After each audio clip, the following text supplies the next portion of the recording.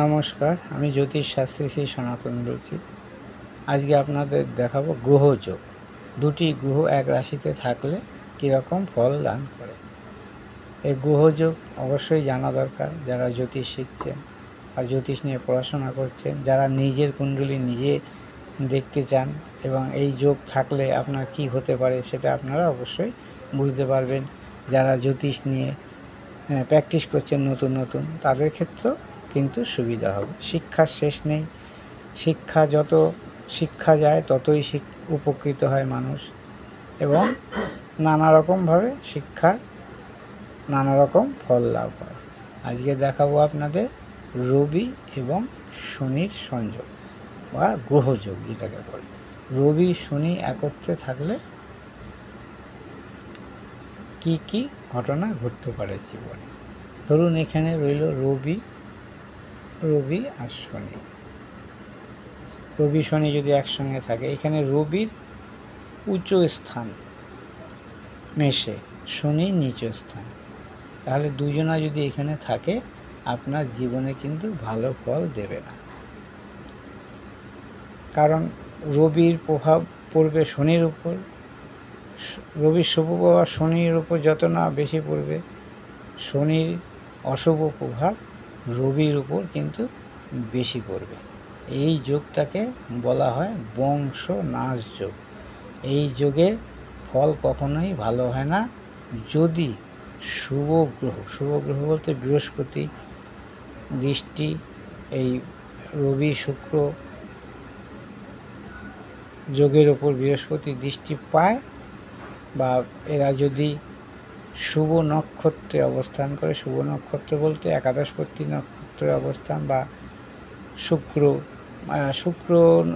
নক্ষত্র, বৃহস্পতি নক্ষত্র যদি অবস্থান করে, এবং এরা যদি 10 ডিগ্রি তফাতে অবস্থান করে, 10 ডিগ্রি তফাতে অবস্থান করে পার্থক্যে থাকে, তাহলে কিন্তু অতটা অশুভ ফল দেবে না। 10 ডিগ্রির মধ্যে যদি অবস্থান করে তাহলে অশুভ ফল দেবে। 10 ডিগ্রি মধ্যে মানে তাহলে কি হয়, রবির তাপে শনি কিন্তু আরও এমনি, শনি এখানে নিচস্থ স্থান, তার উপর রবির তাপে শনি কিন্তু বিবস্ব হয়ে যায়, বা শনি যত নিচস্থ হবে তত শনি অস্থিরতা প্রভাব বাড়বে, তাতে রবির ক্ষেত্রে অসুবিধা। কিন্তু এটা যদি 20 ডিগ্রি বা 21 ডিগ্রি তফাৎ হয়, ধরুন এটা 20 ডিগ্রি বা 21 ডিগ্রির ভেতর যদি তফাৎ হয় দুইজনার যদি 20 কিংবা 21 ডিগ্রি তফাৎ হয়, তাহলে কিন্তু অতটা শুভ ফল মানে অশুভ ফল দেবে না। শুভ ফল তো দেয় না, অশুভ ফলও দেবে না। তবে শুভ কোনো গ্রহে দৃষ্টি পড়লে অবশ্য কিছুটা শুভ ফল দান করে। এবার দেখাবো যে কোথায় রাহু রবির সংযোগ। সেটা মুছে দিলাম। রাহু আর রবি কোথায় একত্রে থাকলে কি হয়। ধরুন রাহু রবি যে কোনো ঘরে, এই রবি এই ঘর দিয়ে দেখাচ্ছি রাহু এখানে রইল, তাহলে দুজনের একত্রে ফলাফল কি হয় না, নানা রকমভাবে দুর্ভাগ্য নেমে আসে। কারণ রাহু আর রবি যদি একসঙ্গে থাকলে, রবি গ্রহণ যোগে, আমরা বলি না গ্রহণ যোগ, সেই গ্রহণ যোগে রবির রবির শুভ প্রভাবটা কমে যায়। কারণ রবি যতই আপনার শুভ জায়গায় অবস্থান করুন, উচ্চ স্থানে অবস্থান করুন, কিন্তু রাহুর সঙ্গে থাকলে সেই উচ্চের যে ফলদানের ক্ষমতা সেটা কিন্তু রাহুর প্রভাবে কমে যায়। এরা যদি আবার 15 ডিগ্রি বা 16 ডিগ্রি দূরত্বে অবস্থান করে, ধরুন রবি রইল 1 ডিগ্রিতে, রাহু রইল 17 ডিগ্রিতে,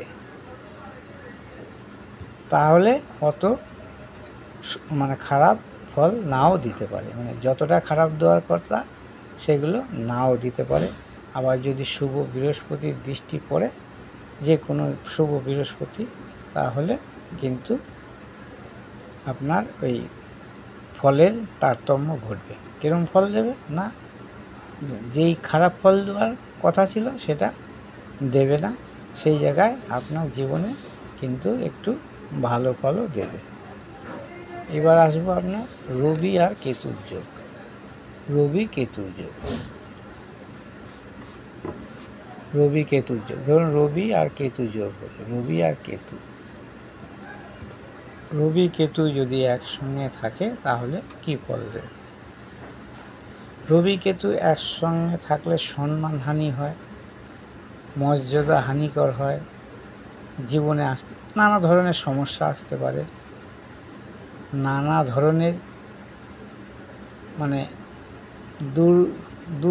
দুর্দশা যাকে বলে, নানা ধরনের দুর্দশা জাতক জাতিকা জীবনে ভোগ করতে পারে এই রবি কেতুর দশা।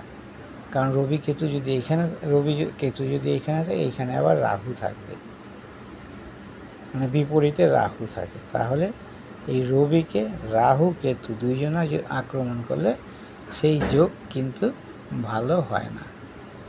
আবার যদি বৃহস্পতির দৃষ্টি থাকে তাহলে কিন্তু আবার কিছুটা শুভ ফল দেয়, অর্থনৈতিক দিক দিয়ে তখন কিন্তু লাভবান হতে পারে যদি শুভ বৃহস্পতির দৃষ্টি পড়ে।